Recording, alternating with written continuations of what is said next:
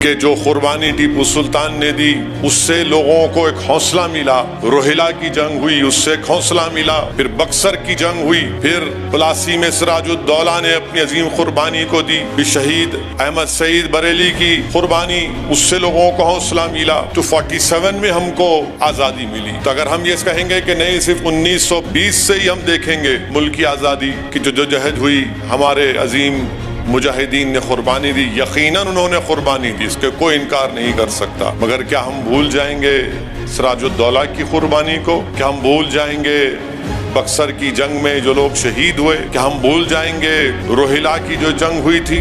گرفتار کر کے مولوی علاء الدین کو کالا پانی لے کر گئے، تو پہلا کالا پانی انڈومان میں جو شخص گیا وہ حیدرآبادی تھا۔ 30 سال مولوی علاء الدین رحمت اللہ علیہ کالا پانی کی سزا کاٹی، وہیں پر ان کا انتقال ہو گیا۔ انگریز کمانڈر لارڈ رابرٹس لکھتا ہے کہ چاندنی چوک شہر خاموشہ نظر آ رہا تھا، لاشیں تھی وہاں پر زیادہ تر مسلمانوں کی، تو گدھ اتنے مسلمانوں کی لاشوں کو کھا کر اڑ نہیں سکتے تھے، کتے کھا کر چل نہیں سکتے تھے، اتنی مسلمانوں کی لاشیں وہاں پر تھی۔ یہ تاریخی حقیقت ہے، اس سے کوئی انکار نہیں کر سکتا۔ کتابوں میں آیا کہ سید احمد اللہ شاہ رحمت اللہ علیہ جب اپنے پیر و مرشد حضرت محراب شاہ قلندری قادری سے خلافت لیے تو ان کے پیر نے ان کو اپنی خلافت دی قادری سلسلے کی، اور کہا کہ احمد اللہ تم مجھ سے عہد کرو، وچن دو کہ تم ملک کو انگریزوں سے آزاد کرواؤ گے۔ یہ تھے احمد اللہ۔ یہ بھارت سے محبت نہیں تھی تو کیا تھا کہ شیخ الہند محمود الحسن کو مکہ گئے، شریف المکہ نے دھوکہ دیا تو وہاں سے گرفتار کر لیے، وہاں سے گرفتار کر کے جدہ لائے، جدہ سے کشتی میں بٹھا کر الیگزینڈریا لے کر گئے، الیگزینڈریا سے قاہرہ، پھر قاہرہ سے مالٹا لے کر گئے شیخ الہند کو۔ 3 سال شیخ الہند کو مالٹا کی جیل میں رکھا۔ جو مسلمانوں سے نفرت کرتے ان کو آئینہ دکھا رہا ہوں، جا کے تاریخ پڑھو، ہسٹری پڑھو، تمہارے دل و دماغ میں 70 سال سے مسلمانوں کے تعلق سے نفرت بھر دی گئی ہے کہ جھانسی کی رانی کے ساتھ فوج کا انچارج خدا بخش، آرٹلری توپ خانے کا انچارج غلام غوث خان، اور یہ لوگ 4 جون کو شہید ہوئے جھانسی کے قلعے کو تحفظ کرتے۔ اور کون ان کے خلاف غداری کیا؟ انگریزوں کے ساتھ کون تھے؟ یہ گوالیر کے سندھیاز تھے جنہوں نے جھانسی کی رانی سے لڑائی لڑنے آئے تھے۔ ایودھیا کو 6 دسمبر کو کیا ہوا ساری دنیا جانتی ہے، اور پھر پچھلے سال اگست میں کیا ہوا دنیا جانتی ہے، مگر کیا وہ لوگ بولیں گے اس بات کو کہ جب بہادر شاہ ظفر کی قیادت میں انگریزوں کے خلاف جہاد کا فتویٰ ہوا دیا گیا اور انگریزوں کے خلاف جنگ لڑی گئی، تو اسی ایودھیا میں مولانا امیر علی اور ہنومان گری کے رام چرن داس نے مل کر مقابلہ کیا، اور ان کو ایک املی کے جھاڑ پر کبیر ٹیلا ایک جگہ وہاں پر ان کو پھانسی پر لٹکا دیا گیا۔ یہ بھی تو حقیقت ہے، مگر اس کے بارے میں کوئی نہیں بولتا، اس کے بارے میں کوئی ذکر نہیں کرتا۔ یہ جلسہ اس لیے منعقد کیا گیا ہے کہ ہم ہمارے بزرگوں کی محنت اور قربانیوں کا جشن منائیں۔ یہ جلسہ اس لیے منعقد کیا گیا ہے کہ جو ہمارے وطن عزیز میں جاہل لوگ ہیں، جن کے دل و دماغ میں مسلمانوں کے تعلق سے نفرت بھری ہے، ہم ان کو ایک آئینہ دکھانا چاہتے تھے اور یہ بتانا چاہ رہے ہیں کہ اس ملک کی آزادی کی لڑائی میں مسلمانوں کا کیا کردار رہا۔ یقیناً 15 اگست 47 کو وطن عزیز کو آزادی ملی، مگر کیا صرف 1910 اور 20 کی جد و جہد سے اس ملک کو آزادی ملی؟ تو اس کے لیے تاریخ کو دیکھنا پڑے گا۔ ابھی آپ نے معزز علماء کرام کے بصیرت افروز خطابات کو سنا۔ 47 میں ملک آزاد ہوا تو سن 57 میں جنگ آزادی ہوئی۔ 1857 سے پہلے 1757 میں بھی ایک جنگ ہوئی تھی، پلاسی کی جنگ، سراج الدولہ کی جنگ۔ اس سے پہلے اس کے بعد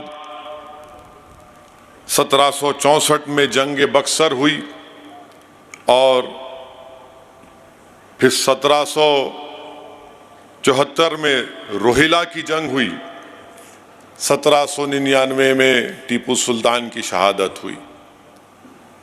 تو 1799، 1774، 1764، 1757، 1857، پھر 1947، کیونکہ جو قربانی ٹیپو سلطان نے دی اس سے لوگوں کو ایک حوصلہ ملا، روہیلا کی جنگ ہوئی اس سے ایک حوصلہ ملا، پھر بکسر کی جنگ ہوئی، پھر پلاسی میں سراج الدولہ نے اپنی عظیم قربانی کو دی، پھر شہید احمد سعید بریلی کی قربانی، اس سے لوگوں کو حوصلہ ملا، تو 47 میں ہم کو آزادی ملی۔ تو اگر ہم یہ کہیں گے کہ نہیں صرف 1920 سے ہی ہم دیکھیں گے ملک کی آزادی کی جو جہد ہوئی، ہمارے عظیم مجاہدین نے قربانی دی، یقیناً انہوں نے قربانی دی، اس کے کوئی انکار نہیں کر سکتا، مگر کیا ہم بھول جائیں گے سراج الدولہ کی قربانی کو؟ کیا ہم بھول جائیں گے بکسر کی جنگ میں جو لوگ شہید ہوئے؟ کیا ہم بھول جائیں گے روہیلا کی جو جنگ ہوئی تھی؟ میرے عزیز دوستوں اور بزرگوں، اسی لیے ہم تمام کو یہ یاد رکھنا ضروری ہے۔ دوسری بات یہ ہے کہ ابھی ہم نے سنا کہ علامہ فضل خیر آبادی کی قربانی، حیدرآباد میں مکہ مسجد کے امام تھے مولوی علاء الدین رحمۃ اللہ علیہ۔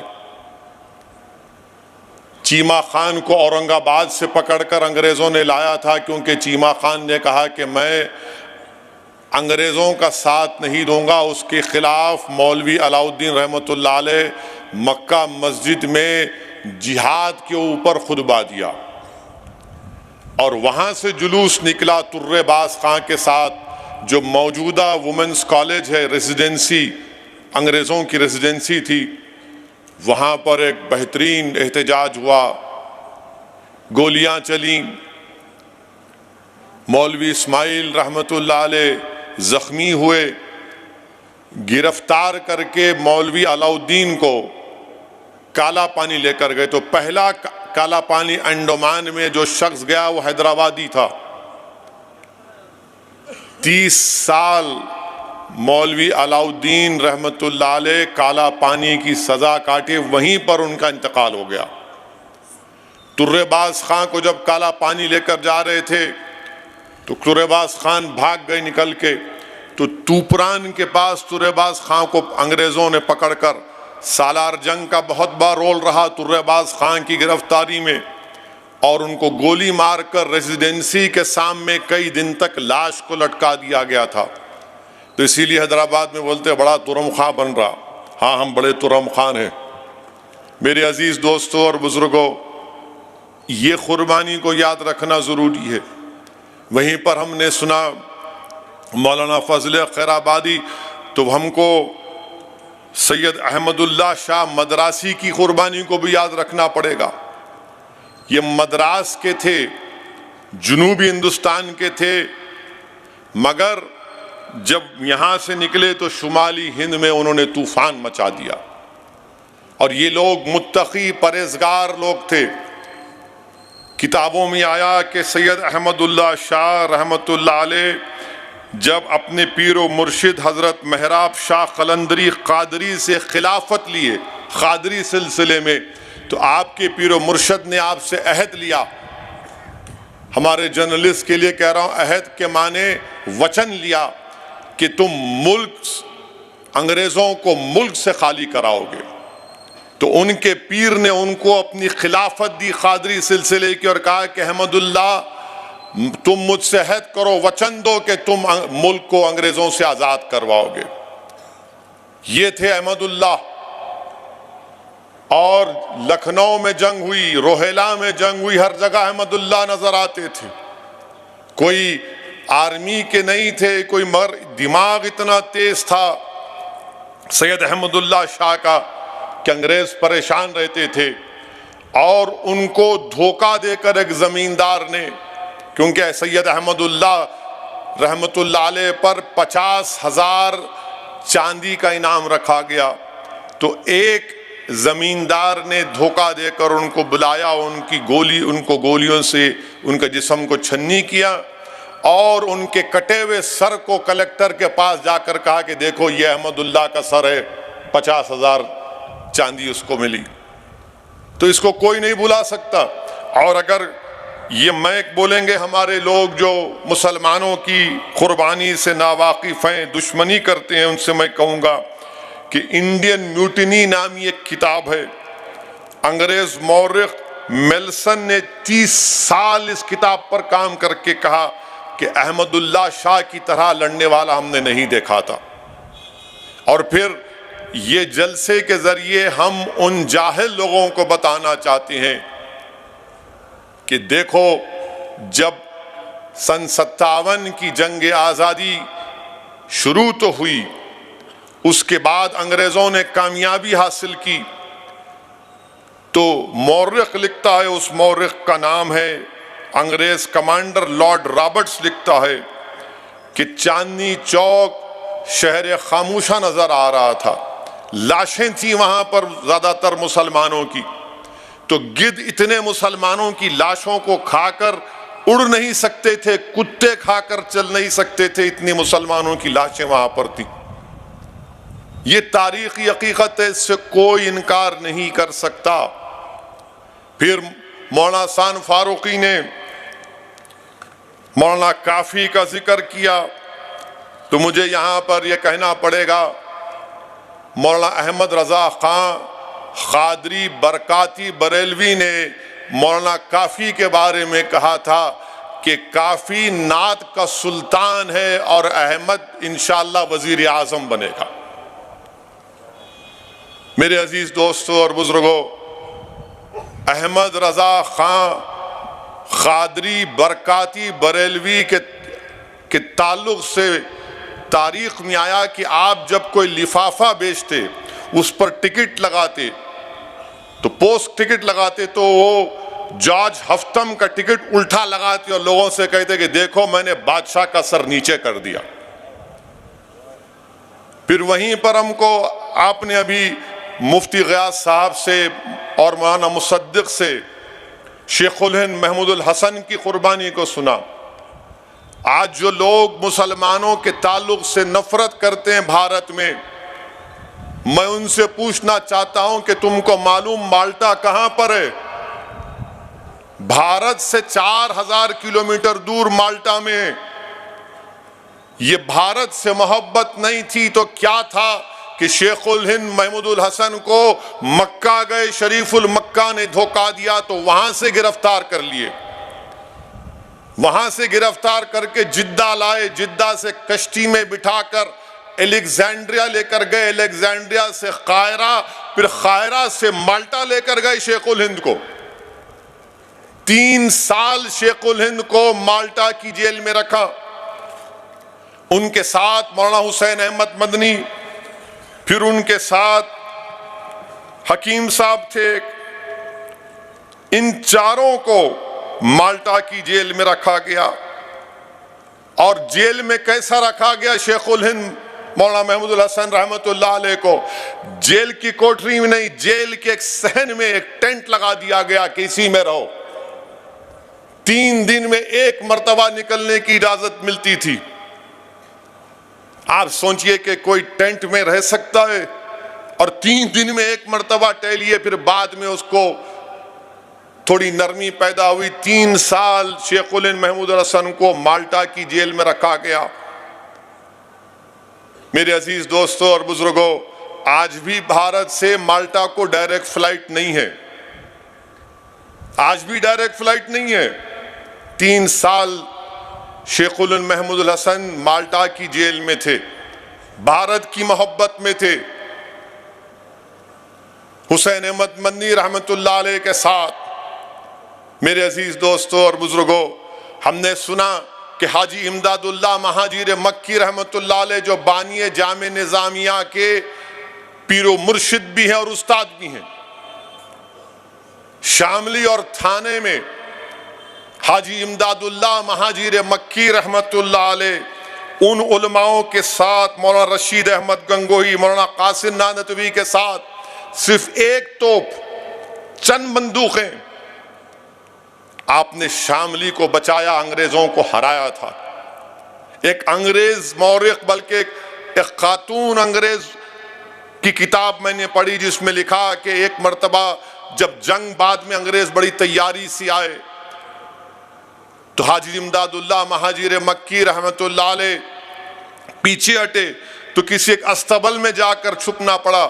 اللہ کا اتنا بڑا کرم ہوا اس اللہ کے ولی پر کہ حاجی امداد اللہ مہاجر مکی اس استبل میں ہے، مگر وہ انگریز سپاہی ان کو دیکھ نہیں سکے۔ اگر کوئی اور کہہ دیتا تو بولتے ارے بڑا چڑھا کر پیش کر دی، ایک انگریز کی کتاب میں نے پڑھی، نام یاد نہیں آ رہا۔